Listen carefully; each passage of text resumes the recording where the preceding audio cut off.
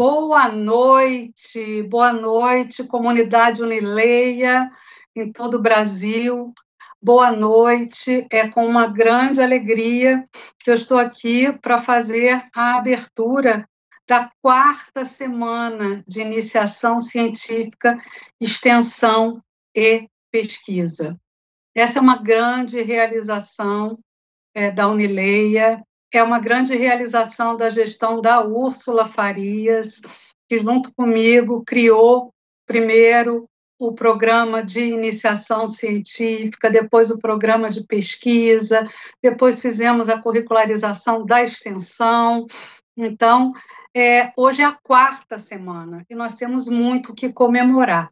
É importante que vocês saibam que, como faculdade que somos, nós não somos obrigados por lei a fazer iniciação científica e pesquisa.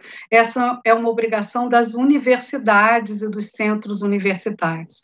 No entanto, aqui na Unileia, nós nos preocupamos em produzir conhecimento, né? Nós sabemos que ensino, pesquisa e extensão são indissociáveis e assim devem ser.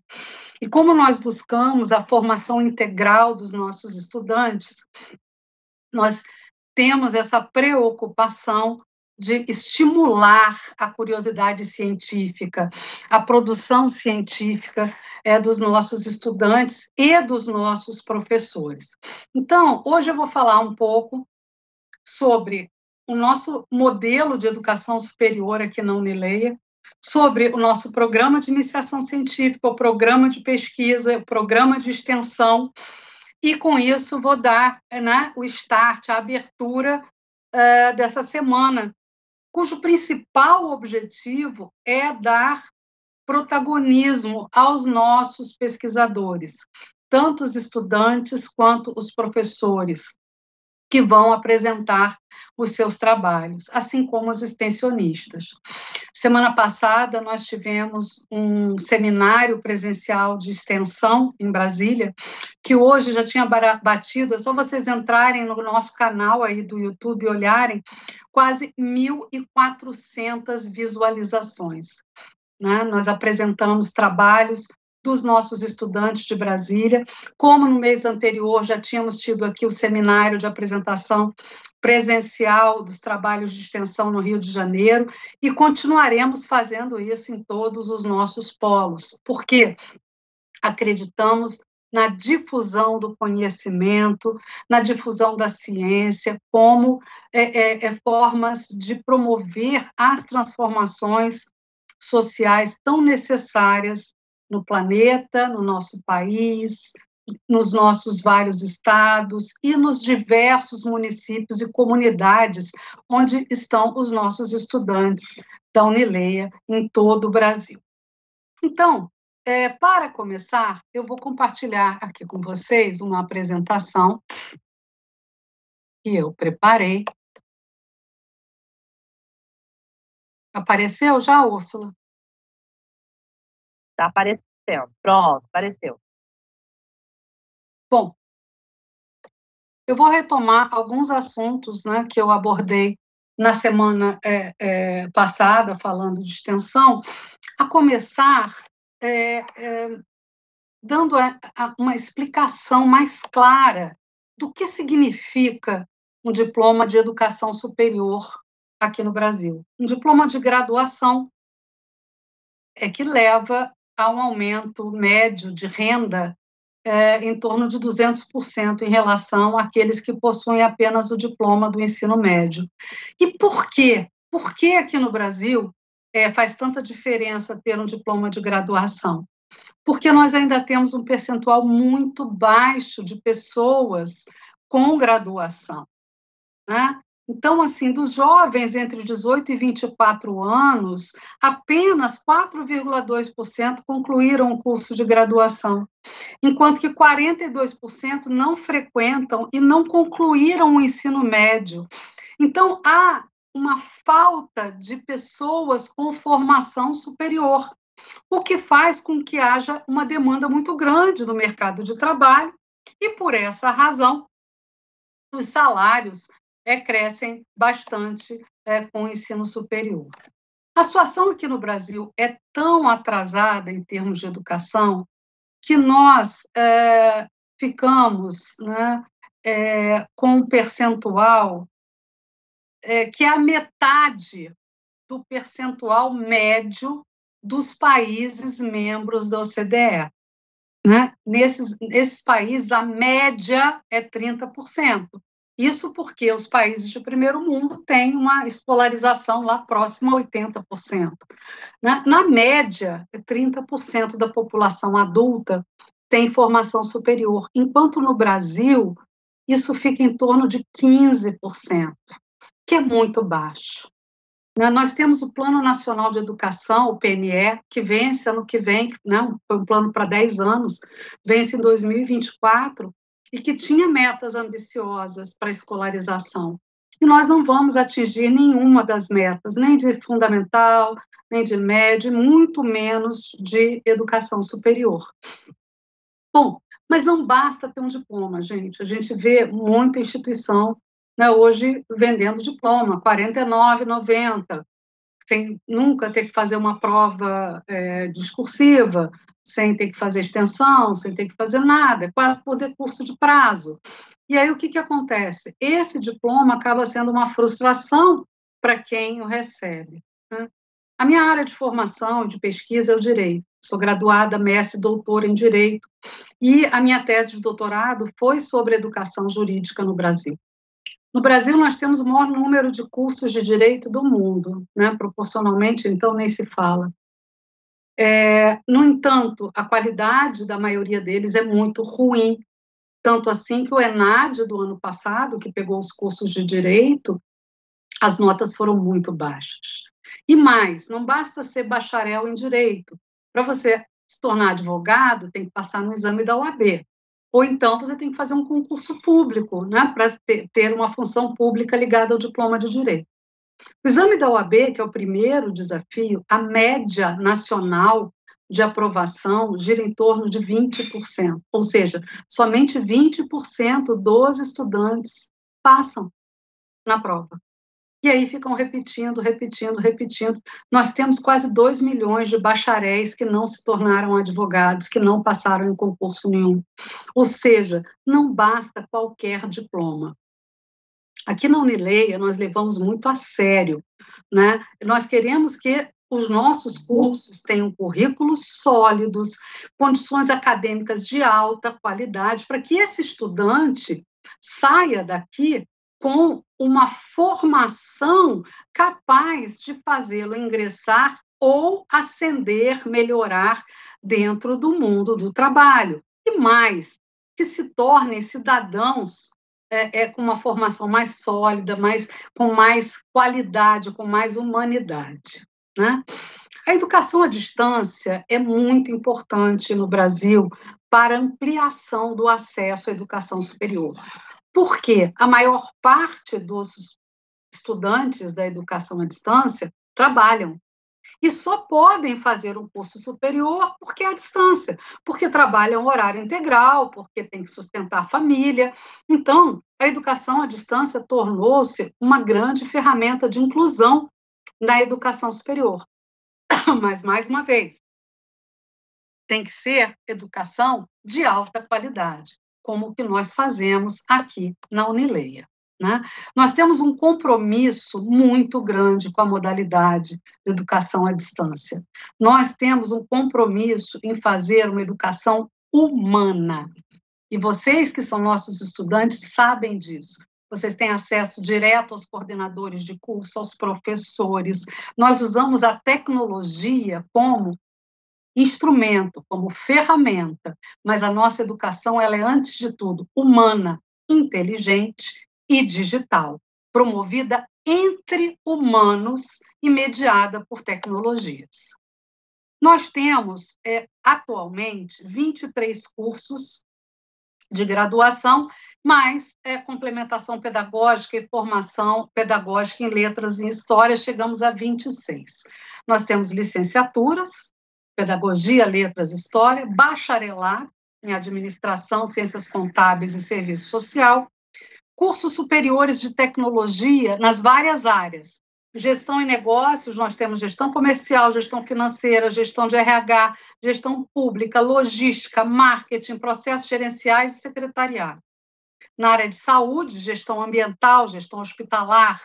Na área de segurança, segurança no trabalho e segurança pública. E 5 cursos na área de tecnologia da informação e comunicação, que são análise e desenvolvimento de sistemas, banco de dados, gestão de tecnologia da informação, redes de computadores e segurança da informação. Ora, eu sempre chamo a atenção de que nunca na história da humanidade se produziu tanto conhecimento em tão pouco espaço de tempo. E esse processo vai se acelerar cada vez mais ao longo do século XXI. Portanto, a educação continuada é o caminho para se manter a empregabilidade, a relevância, a permanência de um profissional no mercado de trabalho, né? Aqui na Unilei, a gente investe muito no professor altamente qualificado. Todos os nossos professores são mestres ou doutores, eles são pesquisadores, eles têm experiência profissional e eles trabalham com um modelo de educação muito baseado na interação. Além disso, nós temos um portal do aluno, que é um campus virtual fantástico. Nós produzimos o nosso próprio material didático. Temos biblioteca digital com todas as obras, a bibliografia básica, da bibliografia complementar. Temos laboratórios digitais e produzimos inúmeros eventos acadêmicos. Nenhuma instituição que eu conheça, muito menos GAD, tem o volume de eventos acadêmicos que nós fazemos o tempo todo. Então, o nosso campus digital é um lugar vivo, onde sempre algo está acontecendo e onde vocês podem estar o tempo todo se aprimorando. Nós não acreditamos numa educação adstrita, fechada dentro da sala de aula. Hoje, o mundo é uma aula. E nós fazemos toda a curadoria para que vocês vão conhecendo cada vez mais fontes confiáveis da ciência. Por quê? Um dos maiores desafios da atualidade é justamente o fato de que a internet abriu as portas para a circulação de muito material. Porém, a maior parte da população não consegue fazer a distinção entre o que é fato do que é opinião, do que é ciência e do que é palpite. Então, cabe a nós que trabalhamos com educação ajudá-los a aprender cada vez mais a distinguir o que seja ciência, o que seja fato comprovado, do que seja opinião e manipulação. Por isso, aqui nós trabalhamos não em dar a vocês um diploma de graduação, nós queremos que vocês conquistem um diploma que represente uma formação superior de excelência, porque a educação superior é o melhor investimento para impulsionar sua carreira profissional, garantindo retornos a curto, médio e longo prazo. Nós temos resultados nas avaliações do MEC que são excepcionais, tá? Excepcionais. Nós temos recebido inúmeras visitas de reconhecimento de curso, quase todas elas nós temos nota máxima, que é nota 5, e nós temos as notas do ENAD, porque o MEC faz 2 tipos de avaliação. Avaliação de processo, que são as visitas em que eles vêm e avaliam, né, a nossa organização didático-pedagógica, o nosso corpo docente, as nossas instalações físicas e a infraestrutura de tecnologia, e atribuem nota de 1 a 5. Todos os cursos que nós reconhecemos do ano passado para cá tiraram nota 5. Mas tem também avaliação de produto. Qual é o produto da educação superior? É o seu egresso, é o seu formado. Então, os concluintes fazem o ENAD. Ontem foi dia de ENAD. Os nossos alunos de gestão ambiental, gestão hospitalar e segurança no trabalho fizeram ENAD ontem. Estivemos juntos com eles o tempo todo e temos certeza que o resultado, que infelizmente só sai daqui a 1 ano, a gente tem que esperar, vai ser muito bom. Mas nós temos os resultados do ano passado, que eu vou mostrar já já para vocês. Então, aqui, esses cursos aqui foram os últimos que nós reconhecemos. Todos eles com nota 5, nota máxima. E cadê as notas do ENAD? Tiraram daqui? Morgana tirou? Sorry. Quando ela foi editar aqui, ela tirou. Mas eu vou dizer para vocês, ano passado, nós tivemos ENAD da área de gestão e negócios. E quase todos os nossos cursos, os alunos tiraram nota 4. Alguns tiraram nota 3, mas uma nota 3 gorda. E aí, o que acontece? A nota do ENAD, que saiu, gestão pública foi 4, marketing foi 4, ciências contábeis foi 4. Gestão de RH, administração e logística tiraram nota 3. Mas, como é uma faixa, foi um 3 bem gordo. O que significa dizer que, quando em dezembro sair a nota do nosso corpo docente, como nós temos muitos doutores no corpo docente, e doutor vale 15% a mais na nota, há uma grande chance do conceito preliminar de curso, que é esse que soma a nota do aluno com a nota do professor, passarem todos para 4 e 5. Tá? Então, vejam, os nossos alunos concluintes saem-se muito bem. Além disso, nós temos muitos alunos sendo aprovados em concurso de professores, as licenciaturas aqui no Rio de Janeiro e agora em Brasília também, Brasil afora, tem tido muitas aprovações, concurso na área de gestão pública, de gestão de RH, então são cursos de alta qualidade. Mas por quê? Porque nós acreditamos que educação superior se faz com o entrelaçamento entre ensino, pesquisa e extensão. Então, eu vou começar a falar um pouquinho para vocês do nosso programa de iniciação científica.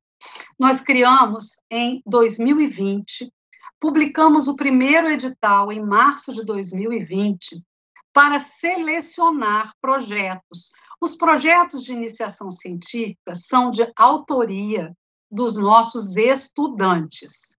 Eles criam o projeto no que eles querem pesquisar e, a partir da seleção, nós indicamos os professores com a adequação para a orientação desses vários trabalhos. Então, os primeiros projetos, né, nós tivemos os estudantes bolsistas, todos os nossos estudantes são bolsistas de iniciação científica e de pesquisa, recebem R$200 por mês para pesquisar. Então, no primeiro ano, tivemos o Adriano Camargo de Oliveira, que escreveu sobre sustentabilidade hospitalar, hospital sem papel e outras tendências. A professora orientadora foi a doutora Mirna Passos. Tivemos Andressa Alves Vieira, como os planos de gestão de saneamento sustentável do Distrito Federal estão influenciando a comunidade a agir, professora Maria Esther de Araújo. A Janaína Marangoni, sustentabilidade e segurança alimentar, ambulante na cidade de Santos, São Paulo, também a professora Maria Esther. O Marco Antônio de Paula, contribuições às tecnologias de informação e comunicação para a promoção da igualdade de gênero no Brasil da atualidade. O orientador foi o professor Fábio Maia. E o Matheus Aparecido de Faria, Poder Legislativo Federal e a Agenda 2030 no Brasil, educação de qualidade como objeto das propostas legislativas, orientadora, professora Luciana Lamblé. Aqui está a data de publicação. Esses artigos que resultaram dessa pesquisa foram publicados na edição de dezembro de 2020 da nossa revista Educação Sem Distância. Tá? Que é a revista eletrônica aqui da Faculdade Unileia. Já no ano seguinte, nós publicamos o segundo edital, em março de 2021. Dessa feita, os projetos que começaram em maio e que foram selecionados, nós tivemos estudante bolsista Juliana Santos de Santana, racismo ambiental, divisão racial da cidade de Salvador e os impactos ambientais. A professora orientadora Úrsula Farias. Estudante bolsista Ana Carolina Vieira, como o Estado de Minas Gerais está trabalhando para alcançar o objetivo educação de qualidade no contexto da pandemia da Covid-19, orientadora professora Maria Esther de Araújo. Estudante bolsista Adriano Camargo de Oliveira, sustentabilidade em saúde, uma reflexão sobre dados epidemiológicos associados ao uso indiscriminado de medicamentos, a professora Mirna Miguel Passos. E o Luciano da Silva, o Ipojuca Pede Socorro, ações de educação ambiental no bairro Queimada Dantas, em Bezerros, Pernambuco. Orientadora, professora Luana Carneiro. Então, os trabalhos aqui produzidos foram publicados na nossa revista Educação Sem Distância, na edição de dezembro de 2021. Tivemos um terceiro edital. Em março de 2022, tivemos, então, a seleção dos seguintes projetos. Estudante bolsista Maicon Novaes Lima, com o projeto O Impacto das Leis Abstratas nas Decisões Judiciais, o caso da comunidade Tupinambá, no sul da Bahia. A professora orientadora foi a professora Edna Raquel Hogaman, e aqui eu peço desculpas, porque está fora do quadrinho também, quando foi editar, mudaram o nome. Aqui está a professora orientadora, é a professora doutora Edna Raquel Hogaman. Estudante bolsista Alisson Manosso e Estevam, os dois, Estevam Nicolás Rosário dos Santos. Rio Educa em Casa. Relatos de experiências sobre as estratégias pedagógicas adotadas pelo município do Rio de Janeiro no contexto pandêmico.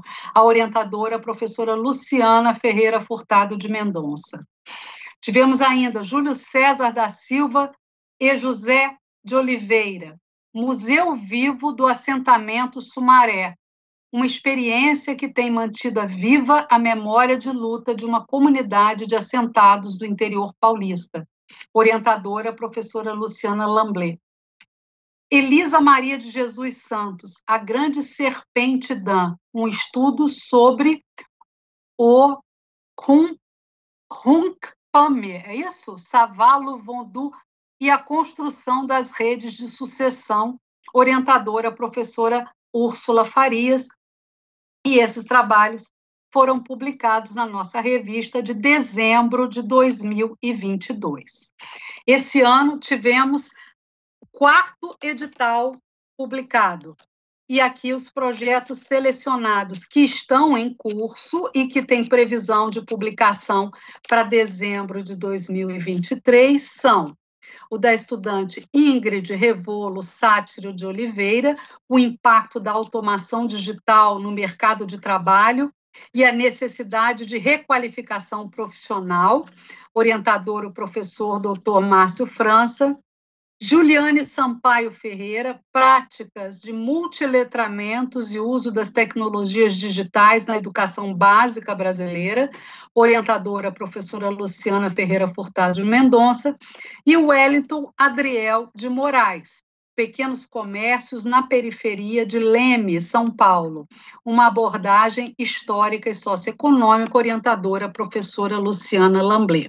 Vejam, em 4 anos, do nosso projeto de iniciação científica, a variedade de temas abordados, a variedade de localidades do país que foram beneficiadas, a quantidade de estudantes e professores envolvidos.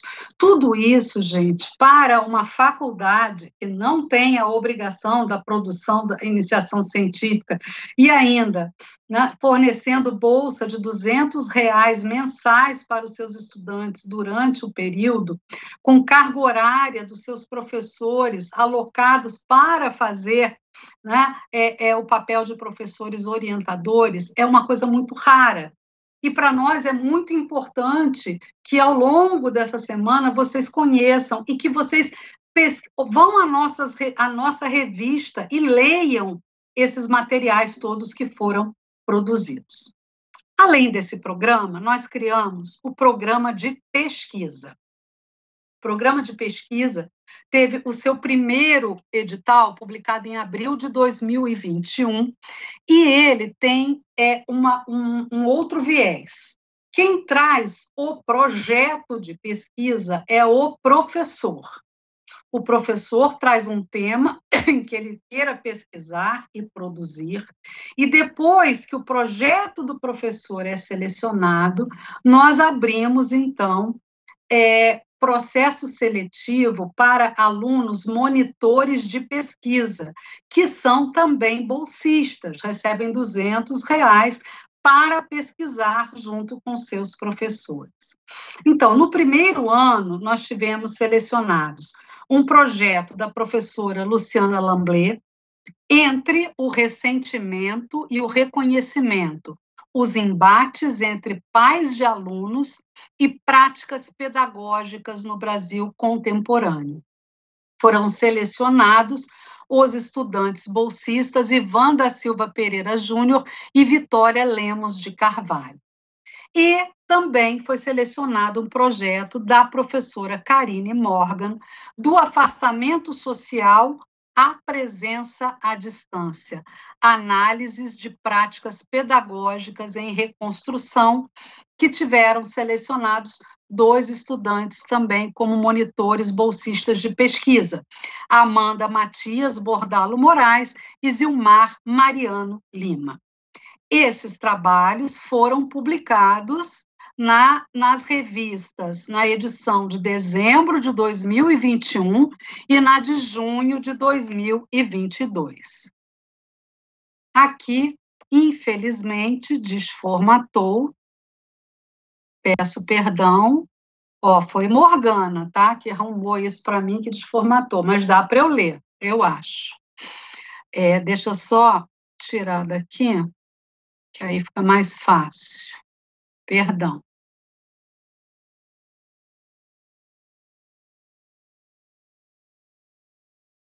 Aqui. Deixa eu aqui abrir. Não sei por que ele bagunçou aqui. Temos aqui, Úrsula, você que conhece, você consegue ler para mim o nome do docente, saber quem é? Eu não estou conseguindo abrir aqui do jeito que ficou. É o desse ano, né? Nós temos aqui Economia Circular, Inovação em Negócio e Atitudes Sustentáveis de Consumo. Eu acho que esse aqui é da Ana Shirley, não é? Isso, então, esse é da professora Ana Shirley, que é a coordenadora do curso de administração e tem como monitora de pesquisa Tamires Matos. Isso. Agora, tem um outro que eu não estou conseguindo abrir. Vê no arquivo que você me mandou. É o da Luciana Lamblé. Tá. Que é sobre... Deixa eu abrir aqui. Luciana, você está aí, fala qual é o título. O meu é sobre o impacto da polarização política nas escolas. Ok. Bom, então peço desculpas aqui pela desformatação, mas aqui hoje foi muita correria, gente. Com comissão do MEC, foi muita loucura, eu até consegui chegar em casa a tempo. Bom, o que eu quis mostrar com isso? É que nós vamos crescer, para o próximo ano, eu espero ter mais projetos inscritos, tanto para a iniciação científica quanto para a pesquisa, de modo que a gente possa ampliar o número de projetos de estudantes bolsistas também. Nós queremos continuar crescendo. E agora, nós queremos cada vez mais fazer com que a extensão curricular dê filhotinhos, ideias para os nossos alunos fazerem iniciação científica e para os nossos professores fazerem pesquisa. Então, eu vou falar com vocês agora sobre extensão. O que é extensão? Extensão são projetos que envolvem estudantes, professores e a comunidade.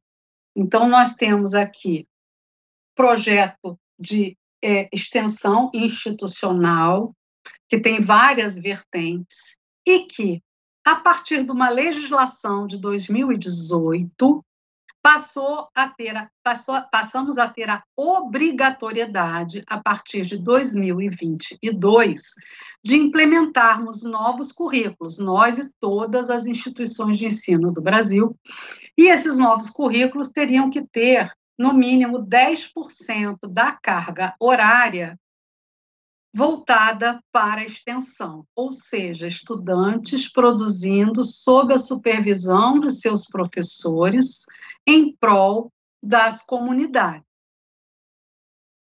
Quando nós desenhamos o nosso modelo, e nós pensamos muito, né, discutimos muito isso na Câmara de Graduação, que reúne todos os coordenadores, supervisores, nós tomamos a decisão de partir, como nós já vínhamos trabalhando nas nossas semanas acadêmicas, partirmos dos Objetivos para o Desenvolvimento Sustentável da ONU e os componentes da Agenda 2030, né, e seus desdobramentos nas comunidades de atuação da Faculdade Unileia.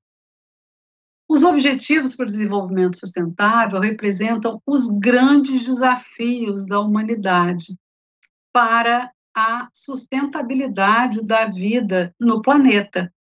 E esses desafios, que são planetários, eles se manifestam em todos os lugares, em todos os países, em alguns lugares com maior incidência e em outros com menor incidência.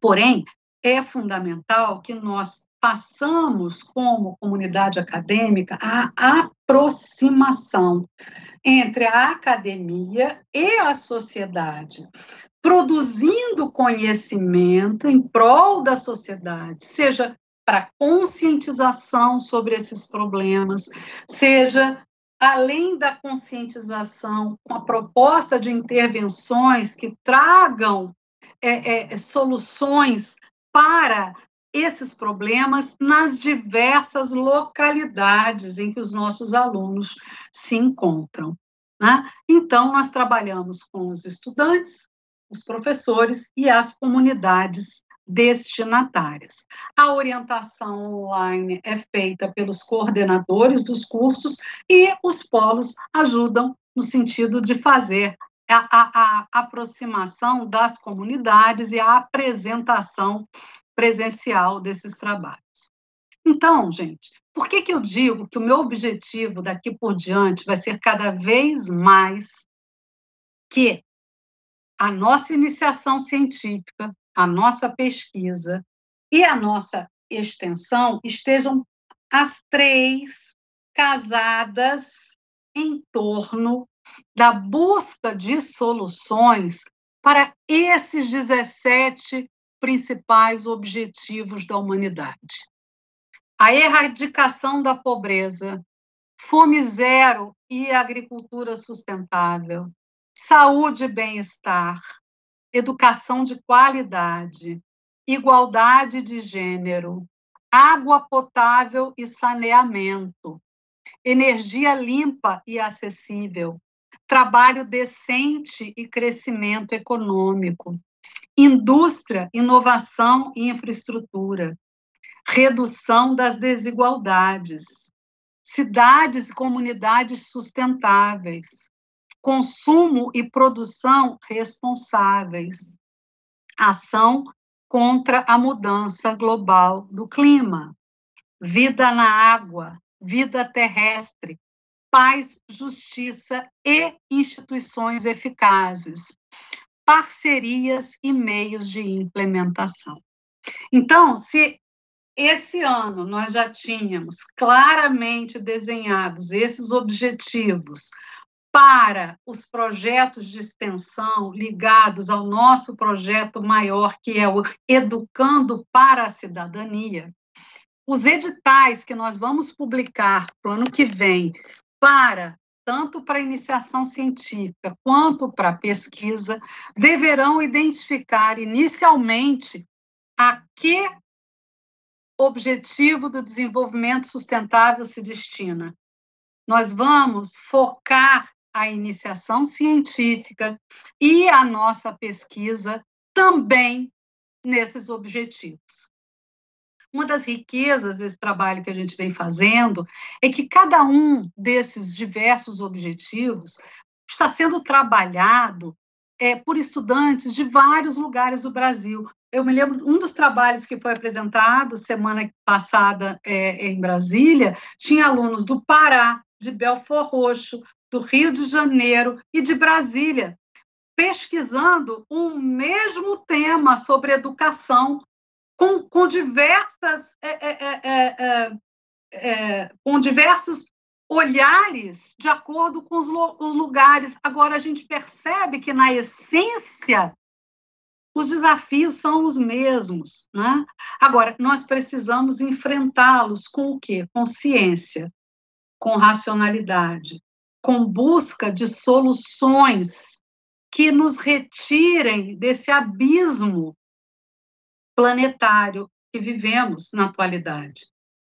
Nós vivemos, no século XXI, a maior concentração de renda já ocorrida na história, né?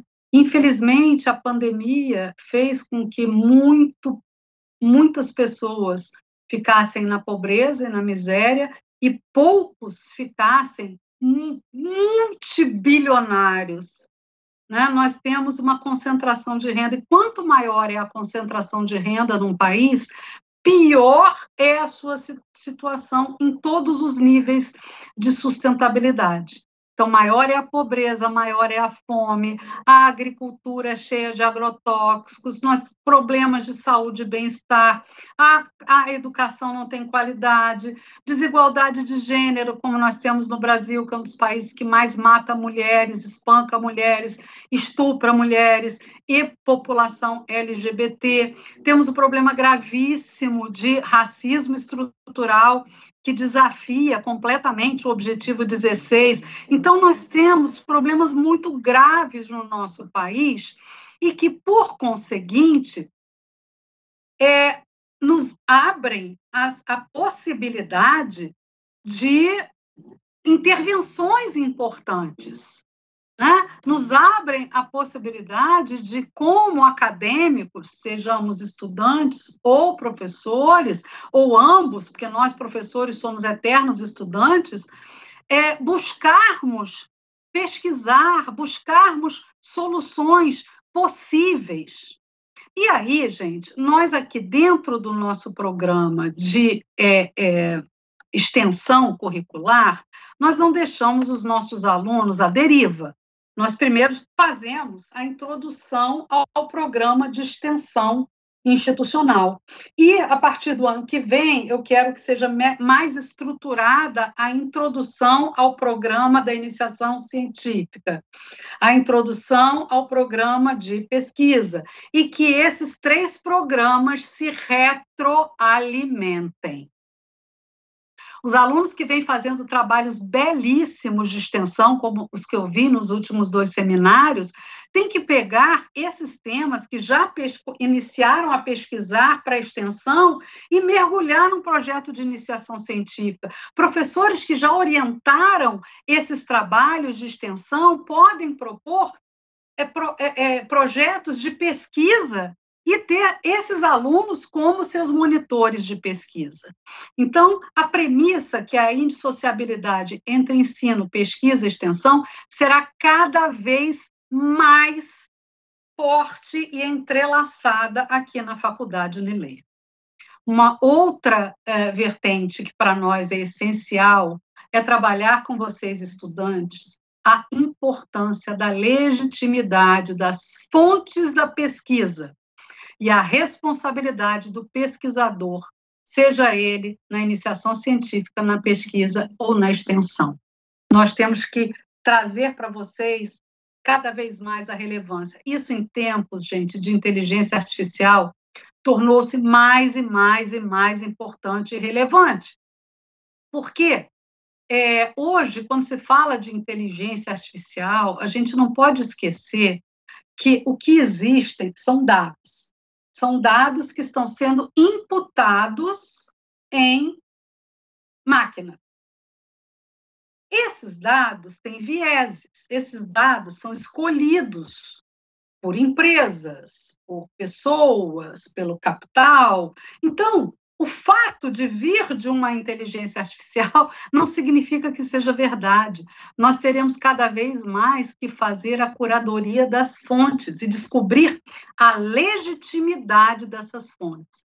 Fato é, sim, que o mundo do trabalho nunca mais será o mesmo, que muitas atividades que são mecânicas, operacionais, terão, sim, os humanos substituídos pelas máquinas. No entanto, o que nós trabalhamos aqui com vocês na Unileia é o desenvolvimento de competências que não são meramente operacionais. Tanto assim que vocês trabalham com questões discursivas, com fórum temático, com material didático muito bem feito. Para quê? Para que vocês desenvolvam competências analíticas, de pensamento complexo, de trabalho colaborativo, de análise, de síntese, que sejam capazes de propor intervenções, soluções. Isso não tem máquina que faça. Por isso, a importância da formação superior. Bom, os macrotemas que nós hoje desenvolvemos na extensão deverão nortear os próximos projetos de iniciação científica e de extensão. E nós faremos cada vez mais com que eles conversem entre si. Dentro do modelo de extensão curricular da Unileia, os nossos estudantes devem produzir materiais educativos por meio de mídias digitais para o projeto Educando para a Cidadania, que envolve todas as escolas municipais, estaduais, Brasil afora, empresas, organizações não governamentais, associações de moradores, qualquer organização da sociedade civil. Então, cada vez mais nós queremos essa inter-relação. E aí, quem não assistiu ao nosso seminário, assista para ver a variedade de comunidades que já vem sendo contemplada pelos nossos projetos. Esses produtos são testados e é feita, então, a implementação na comunidade-alvo. Aqui, para que o nosso aluno não parta do nada, nós sempre trabalhamos a partir de temas transversais. Temas transversais esses que estão nos ODS, que são conteúdos obrigatórios por legislação do Ministério da Educação, e temas que caem nas provas de formação geral do ENAD. Por quê? Educação superior não é educação técnica. Mesmo os cursos superiores de tecnologia são cursos de graduação, formação superior. Então, o MEC não testa apenas os conhecimentos específicos, ele testa também os conhecimentos gerais, que são aqueles necessários minimamente para um profissional que tenha nível superior.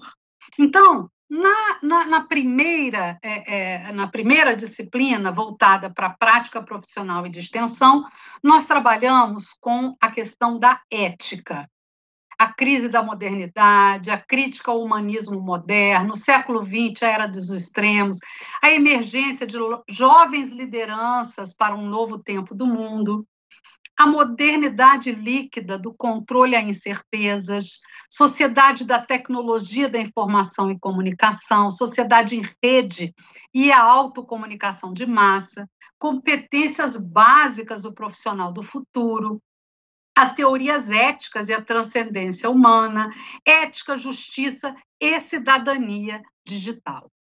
Na segunda, nós trabalhamos com a lógica da educação para o século XXI.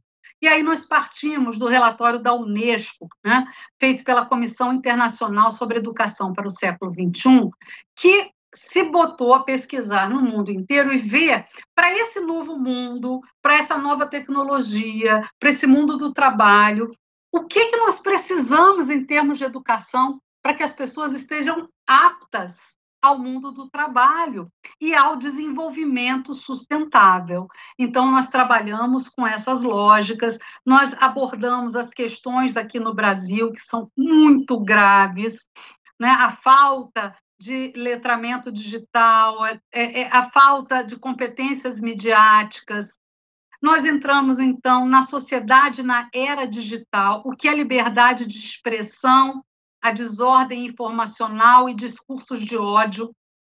E aí, como professora de direito que eu sou, eu sempre lembro, na nossa Constituição, a liberdade de expressão não é um direito absoluto.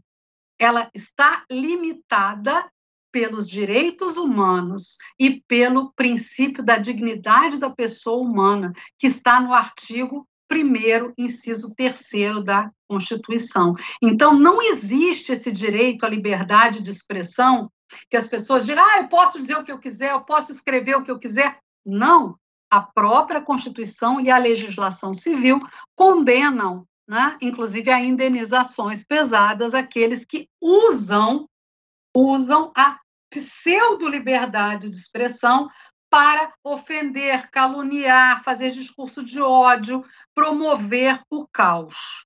Outra coisa importante é ensinar a diferença entre fato e opinião, o que é pós-verdade, o que são fake news, e a responsabilidade, a produção adequada de conteúdos no ambiente midiático.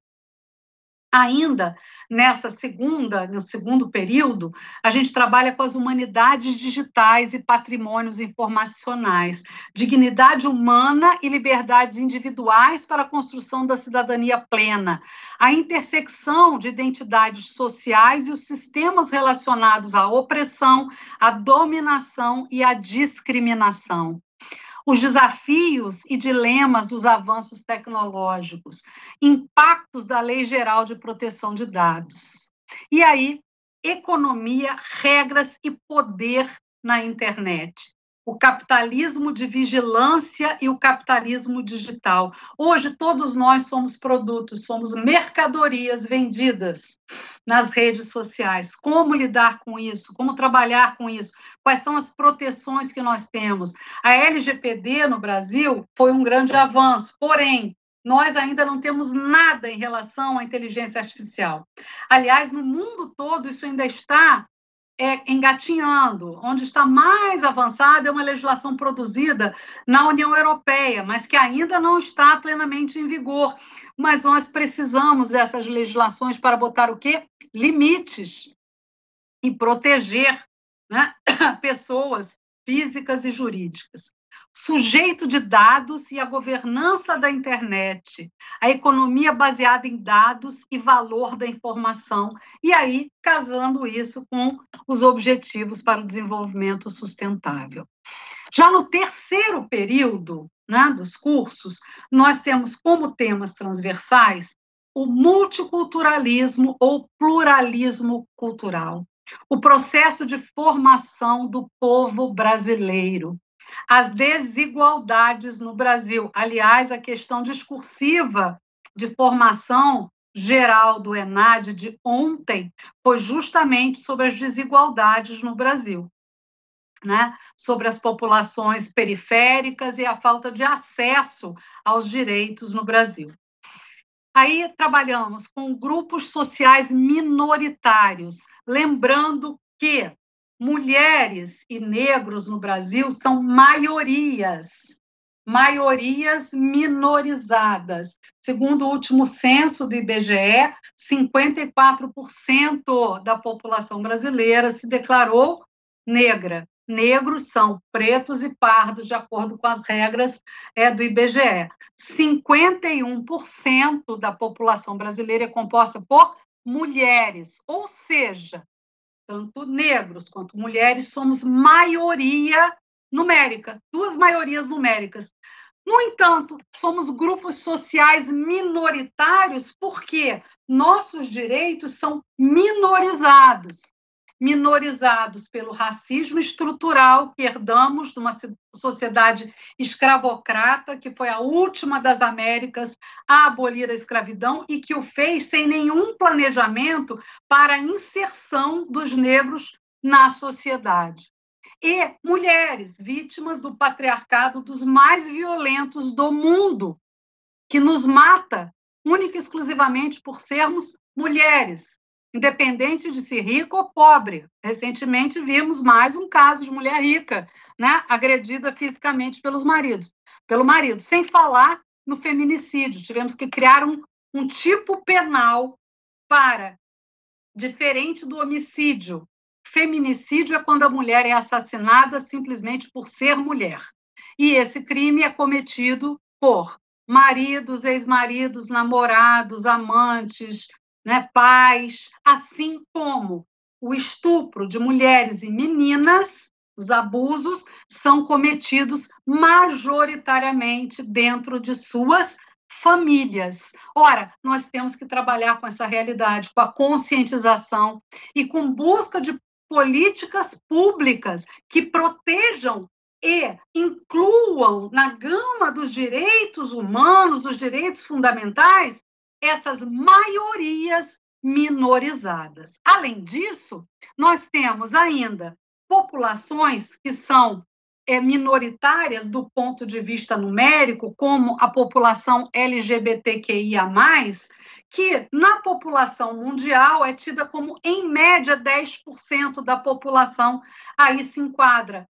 Eu creio que é muito mais, porque ainda existe muita gente no armário para se proteger, mas que tem que ter todos os seus direitos garantidos, assim como os portadores de necessidades especiais, assim como os refugiados. Nós temos no mundo atualmente guerras assombrosas acontecendo, pessoas já tendo que se deslocar em virtude das emergências climáticas, e isso vai gerar um número cada vez maior de refugiados. Logo, nós temos que trabalhar com políticas afirmativas, democracia e justiça social. Também trabalhamos aqui as transformações das sociedades contemporâneas e a teoria dos conflitos, conflito e suas várias concepções, características, como é que se estabelece uma cultura de paz e como é que se trabalha com métodos consensuais de resolução de conflitos. Bom, no quarto período, nós trabalhamos principalmente nos cursos voltados para gestão e negócios, os cursos todos, os cursos superiores de tecnologia, nos nossos bacharelados, nós trabalhamos com compliance, o que é ética e compliance, quais são os principais casos, a lei anticorrupção, o que é integridade, os pilares, os parâmetros do compliance público e privado, gestão de risco, fraude, corrupção, órgãos de controle, exemplos de programas de compliance, o que é o desenvolvimento sustentável e o ESG, né? Como é que isso surgiu, a sustentabilidade, os 3Ps, os ODSs, o que é o ESG, a relação entre ESG e compliance, porque eu não posso formar um profissional a essa altura que não saiba sobre esses temas. E chegamos aos desafios do ESG no Brasil. Bom, para os cursos que têm quinto período, porque muitos dos nossos cursos têm 4 períodos, né? Os que têm quinto período, o que está sendo desenvolvido, que vai entrar no ano que vem, já tem a ver com a emergência climática. Não dá mais para negacionista nenhum ter lugar de fala para fingir que o planeta não está muito doente. Mas o planeta não vai ser extinto, a tendência é a humanidade ser extinta, o planeta há de sobreviver. As condições climáticas é que, se nós não fizermos as mudanças necessárias, né, está começando a COP 28 em Dubai, nós precisamos urgentemente fazer muitas mudanças, e para isso a gente tem que conscientizar sobre a relação entre o ser humano e o meio ambiente, a crise socioambiental, as causas, os cenários, os principais problemas ambientais mundiais, as mudanças climáticas, água, oceano, lixo, resíduos tóxicos e poluição, educação socioambiental para a mudança, crise ambiental, fatores climáticos né, os vários fatores climáticos, conjuntura política, ferramentas e as tecnologias para uma gestão de responsabilidade socioambiental. Leis, tratados, protocolos, toda a legislação que envolve o meio ambiente, responsabilidade socioambiental e a Agenda 2030. Bom, isso tudo, gente, essas temáticas todas são trabalhadas de tal modo que vocês desenvolvem as principais competências. Essas competências aqui foram tiradas de várias fontes, de vários relatórios, todos desse ano, né? Quais são as principais competências profissionais, as essenciais para o século XXI? Primeiro, capacidade de resolver problemas. Segundo, pensamento analítico e crítico. Terceiro, criatividade. Quarto, liderança. Quinto, negociação. Sexto, colaboração. Sétimo, tomada de decisão. E oitavo, comunicação. Essas 8 competências são fortemente trabalhadas na iniciação científica, na pesquisa e na extensão. O nosso modelo de extensão foi focado para que vocês busquem resolver problemas, que são problemas detectados pela ONU e que existem nas suas localidades de moradia, nas suas comunidades. Para resolver, vocês têm que ter pensamento analítico e crítico, capacidade de pesquisa, tem que ter criatividade para inovar, tem que ter liderança. Por quê? Para trabalhar com as comunidades, para trabalhar em grupo, tem que ter capacidade de negociação, trabalho colaborativo, usando principalmente o quê? As ferramentas digitais. A gente faz muito trabalho usando Teams, mas são trabalhos colaborativos. Por isso que a gente insiste que o trabalho de extensão seja em grupo, porque não existe mais espaço no mundo do trabalho para aquele profissional do eu sozinho. Não existe. A capacidade de trabalho colaborativo é essencial no mundo do trabalho. Capacidade de tomada de decisão. Quantas decisões precisam ser tomadas ao longo desse desafio? E, por fim, a capacidade de comunicar bem. Não adianta você ser capaz de produzir algo e não ser capaz de comunicar aquilo. Por isso, os seminários presenciais de apresentação dos trabalhos de extensão são tão importantes. Não basta apresentar lá na escola, apresentar na empresa, na associação de moradores. A gente pede que vocês inscrevam seus trabalhos para apresentação também nos nossos seminários presenciais, que são transmitidos via internet. Vejam, esses 8 trabalhos que foram apresentados semana passada já foram vistos por 1.400 pessoas na internet. Isso é muito importante, a capacidade de comunicar. Bom, quais são os resultados já alcançados, né, pelo nosso programa de extensão curricular institucional, né, implementado nos currículos que se iniciaram em 2022? Nós temos tido como objetivo capacitar, né, a comunidade acadêmica, uma aproximação maior dos estudantes com o ambiente profissional, diminuindo a distância entre a academia e o seu entorno, entre a academia e a sociedade, para que a gente leve a produção de conhecimento e de expertise dos nossos estudantes, supervisionados pelos nossos professores, que esses estudantes bebam da sociedade, da comunidade, quais são as suas demandas, quais são as principais necessidades dentro daquele tema e vão buscar soluções viáveis para educar para uma cidadania que seja mais plena. No final, nós temos uma formação sobre temas transversais e conhecimentos específicos de cada carreira que vão se entrelaçando e que são objetivos muito importantes para o profissional que queira estar em demanda no mundo do trabalho no século XXI. Esse compartilhamento das competências desenvolvidas ao longo da graduação com as comunidades forma profissionais muito melhor preparados e aptos para o sucesso.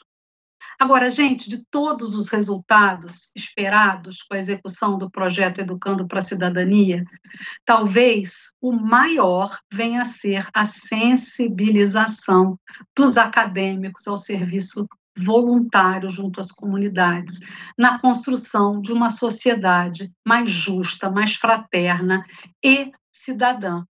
Por isso, eu convido vocês a conhecerem alguns projetos especiais assistindo no nosso canal do YouTube o vídeo do seminário que ocorreu em Brasília, dia 23/11.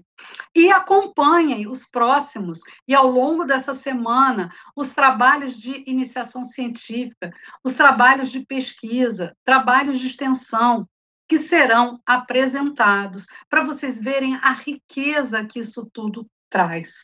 E estudantes que aqui estão, que não participaram de nada ainda de iniciação científica, de pesquisa, animem-se. Estudantes que ainda fazem a extensão de má vontade, achando, isso aqui não serve para nada, serve, você aprende tanto, você se capacita, você articula os conhecimentos que você está pegando ali nas salas de aula com a realidade concreta, e isso faz de você não só um cidadão melhor formado, mas um profissional com competências muito mais elevadas e um profissional em alta demanda no mundo do trabalho. E é com isso, então, que eu encerro a minha parte aqui e vou passar a palavra para a Úrsula falar um pouco da programação dessa semana, tá? Desse seminário, e eu vou, enquanto isso, olhando aqui no chat o que tem de perguntas, de questões, para a gente ir respondendo. Ok? Úrsula, é com você. Obrigada, Solange.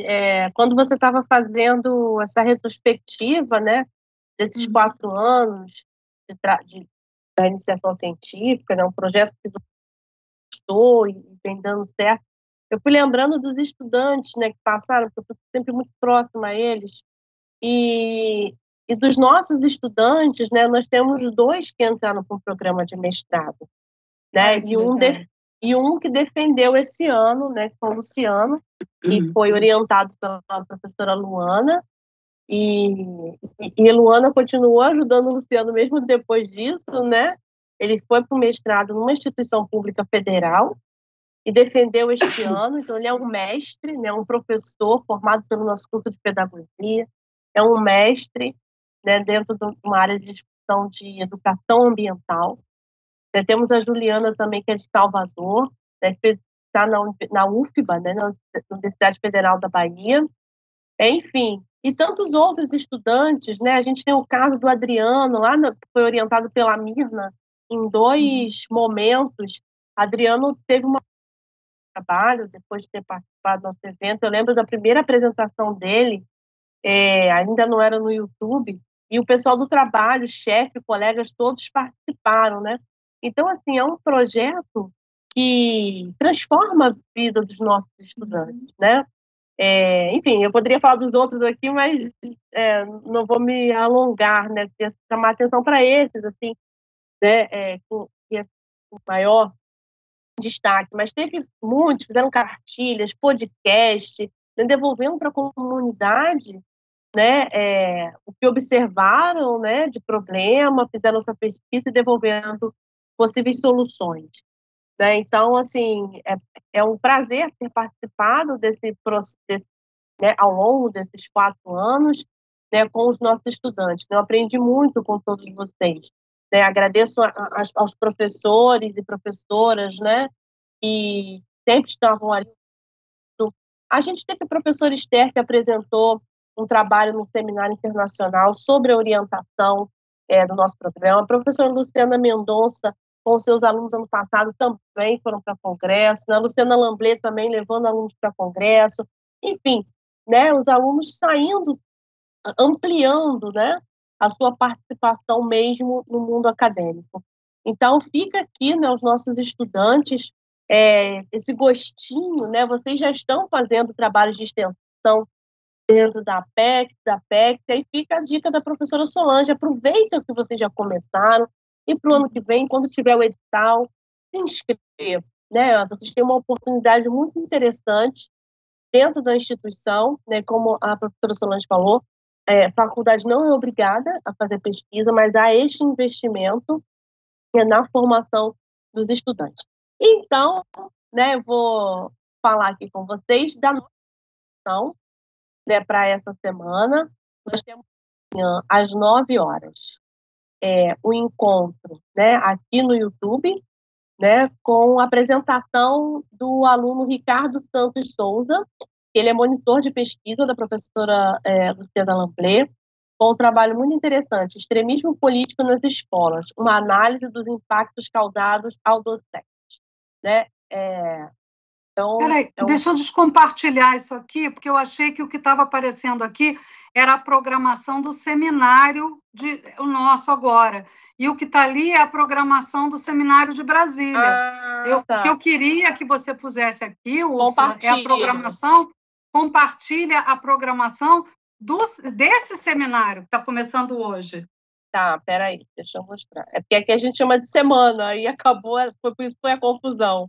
Ah, tá. E o de Brasília a gente chama de seminário, mas ok. Tá bom. Então bota aí a programação. Isso. Estão vendo aqui a programação, né? Esse link depois a gente manda para vocês, sim. Esse link ficou pronto hoje, né? A gente teve um probleminha na TI lá, enfim. Aí daqui a pouco eu mando para vocês. Mas vocês têm a programação também que já está no portal. Né? Então, amanhã, às 9 horas, Extremismo Político nas Escolas, uma análise dos impactos causados ao docente, pelo Ricardo Santos Souza, monitor de pesquisa da professora Luciana Lamblé. Às 19h30, Economia Circular, Inovação em Negócios e Novas Atitudes Sustentáveis de Consumo. Também é a pesquisa da professora Ana Shirley, né, e a Tamires Matos, a monitora, vai apresentar, né, junto com ela. Então, amanhã vocês vão mergulhar na pesquisa, né, e no trabalho que os estudantes estão apresentando, né, com os professores. Na quarta-feira, nós abrimos as nossas práticas de multiletramentos e uso das tecnologias digitais da educação básica. O trabalho da Juliane, do projeto de iniciação científica, orientada pela professora Luciana Mendonça. Às 15h, nós temos pequenos comércios na periferia de Leme, São Paulo, uma abordagem histórica e socioeconômica do aluno Wellington, orientado pela professora Luciana Lamblé. E à noite, né, na quinta-feira, nós temos o trabalho da Ingrid Revolo, o impacto da automação digital no mercado de trabalho e a necessidade de requalificação profissional, né, estudante orientada pelo professor Márcio Santos. Então, ficou na terça-feira, né, os trabalhos de pesquisa e na quarta-feira os trabalhos de iniciação científica. E na sexta-feira pela manhã, a gente vai ter uma palestra que é mais voltada para a metodologia, né, de pesquisa, que é como entrevistar, com a professora Luciana Lamblé. Né, esse trabalho ela está fazendo com docentes, ela já entrevistou vários docentes, tem uma centena de horas de entrevista para essa pesquisa dela. Então, muitos estudantes, né, propõem fazer entrevista nas suas pesquisas, e aí, então, na sexta de manhã, a gente vai aprender, né, um pouquinho como entrevistar com a professora Luciana Lamblé. Né? Então, fica aqui o convite para vocês participarem. Né? Quem perder alguma palestra, porque não está no seu horário, vai ficar gravada. Assim como, né, estão também aqui as outras palestras das semanas de iniciação científicas anteriores. Né? Também tem muitos professores ensinando como fazer projeto, né, como escrever, né, um texto científico. Então, além de vocês verem, né, assistirem à apresentação dos seus colegas, também temos nossos professores ensinando, né, então, um prazer estar com vocês durante esta semana. Ok, muito obrigada, Úrsula. Eu gostaria de saber dos nossos professores e estudantes que estão aqui assistindo, se tem perguntas, comentários, algo mais que vocês queiram ouvir, seja de minha parte ou da professora Úrsula, para que, então, a gente se encaminhe para o final, né, dessa abertura, e eu faço aqui o meu encerramento da minha fala. Úrsula, você viu alguma coisa aí no chat que demande resposta? Não, tem muitos elogios, né? A sua apresentação, o pessoal ansioso, né? Para a próxima participação. Uhum. Enfim, tem aqui o pessoal falando dos temas, né? Então, acho que é isso, né? O pessoal agora participar dos eventos, né? E já pensar, né, para o ano que vem. Será que eu posso participar do processo seletivo? Claro que exatamente. Eu quero que todo mundo que fez extensão esse ano pense no seu projeto de extensão, em como ele pode dar um filhotinho. Que extensão, gente, eu faço isso há muitos e muitos anos. A extensão dá lindos filhotinhos na pesquisa, na iniciação científica, né? Então, pensem bastante nos projetos que vocês podem, no que vocês podem contribuir, porque quando a gente ensina, a gente aprende muito, né? E vocês que estão fazendo extensão a sério estão percebendo o quanto aprendem, né? Eu vi o brilho no olho nesses seminários que a gente tem tido presenciais e como os alunos estão empoderados, porque eles se dão conta, mesmo o aluno ao final do primeiro período, de como ele já sabe muito mais do que a população brasileira como um todo e como ele tem muito para contribuir. E aí a gente aprende a estudar e a pesquisar, e isso, gente, é uma riqueza que não vai embora, ao contrário, só cresce, só cresce, só cresce. E aí eu vou, para finalizar aqui hoje, eu vou compartilhar com vocês uma historinha que eu contei lá no seminário de Brasília, que alguns aqui que me conhecem já me ouviram contar, mas como muitos não ouviram, eu vou aqui repetir para vocês. Eu, há uns 30 anos, ou quase isso, eu trabalhei com o professor Sérgio Cavalieri Filho, que é um grande jurista, está vivo ainda ele, desembargador aposentado, ele era diretor dos cursos de Direito e eu era assessora dele, depois eu o substituí como diretora dos cursos de Direito. E eu achava ele genial, porque ele sabia muito. Então, algumas coisas ele me ensinou. A primeira, eu me lembro que eu falei, professor, como é que você ficou tão sabido? Isso 30 anos atrás. Porque ele sabia tudo de todas as áreas do direito. E eu, na época, era professora de processo civil e de direito empresarial. E ele sabia tudo, penal, imobiliário, tudo. E eu um dia falei, como é que você ficou tão sabido? E ele me disse, Solange, aprendizado é sedimentação. A gente vai colocando camadas, e cada camada que a gente coloca mais, a gente incorpora aquele saber. E aí, quando vem mais algo, aquilo já encontra um terreno fértil, e a gente vai acrescentando novos conhecimentos e vai ficando cada vez mais fácil. E é pura verdade, meus queridos. Isso tem 30 anos que ele me ensinou, e eu digo a vocês, a cada ano, a cada curso, a nossa construção de conhecimento, ela se fortalece com base nas camadas que nós adicionamos anteriormente. E o outro grande ensinamento que eu tive com o professor Cavalieri foi uma história que ele contava, né, em alguns discursos e que eu passei a repetir e hoje eu vou compartilhar com vocês, que tem a ver com propósito, né? Então ele contava a história assim de que naquela época de construção daquelas catedrais góticas imensas, né, a Úrsula lá na Europa, aquilo que levava 100 anos, 200 anos construindo, e aí um grande rei muito poderoso foi vistoriar uma obra, e ele ia nos lugares e perguntava, né, e você o que está fazendo? E aí um dizia, estou quebrando pedras. Aí ele ia para outro, e você o que está fazendo? Ah, eu estou empilhando pedras. E o outro, não, eu estou juntando essa argila. E aí ele chegou num outro, que era o mais sorridente, com brilho nos olhos. E você, homem, o que está fazendo? E ele respondeu: eu estou construindo uma catedral. E aí a gente percebe o que é propósito, né? Nós aqui somos construtores de catedrais. Cada um a nosso jeito. Eu, Úrsula, Luciana, que está aqui, os vários professores que estão aqui no nosso grupo, aqui acompanhando vocês. A nossa catedral é a educação superior, é a transformação do país por meio de uma educação de qualidade. E nós convidamos vocês todos, nossos estudantes, a construírem essa catedral conosco. E aí, quando você começa a olhar assim, você não pensa, o que eu estou fazendo? Eu estou fazendo essa disciplina padrão aqui. E eu estou fazendo essa PEX chata aqui, que eu tenho que fazer esse projeto.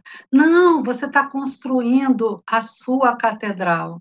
A sua catedral, você está sedimentando os seus conhecimentos, você está se aprimorando como ser humano, como profissional, você está criando repertórios que vão além de você, que contagiam a sua família como um todo, os seus amigos, a sua coletividade, né? Então, sejamos todos construtores de catedrais e que essa semana em que vocês vão entrar em contato com as construções dos seus colegas, recebam essas construções com muito afeto, né, com muito respeito, porque cada um desses colegas, sejam os professores, sejam os estudantes, colocaram muito de si mesmos nesses trabalhos. Então, sejamos todos receptores dessa produção de ciência, porque a academia existe para isso, para produzir ciência. Nós não queremos formar repetidores, nós queremos formar construtores de catedrais. E que essa catedral, né, com a qual eu sonho, seja uma sociedade brasileira mais justa, mais fraterna, mais cidadã, uma humanidade irmanada, uma humanidade que se vincule pela fraternidade. Essa é a minha catedral, essa é a nossa catedral da educação, e é para ela que nós convidamos vocês ao longo dessa nossa semana, quarta semana de iniciação científica, extensão e pesquisa. Então, com muita alegria, eu encerro a minha fala por hoje, agradeço a Úrsula e desejo sucesso a todos os participantes ao longo dessa semana. Boa noite, beijos, comunidade Unileia, até um próximo encontro. Obrigada, pessoal do estúdio. Obrigada, Úrsula. Obrigada, colegas. Tchau, tchau.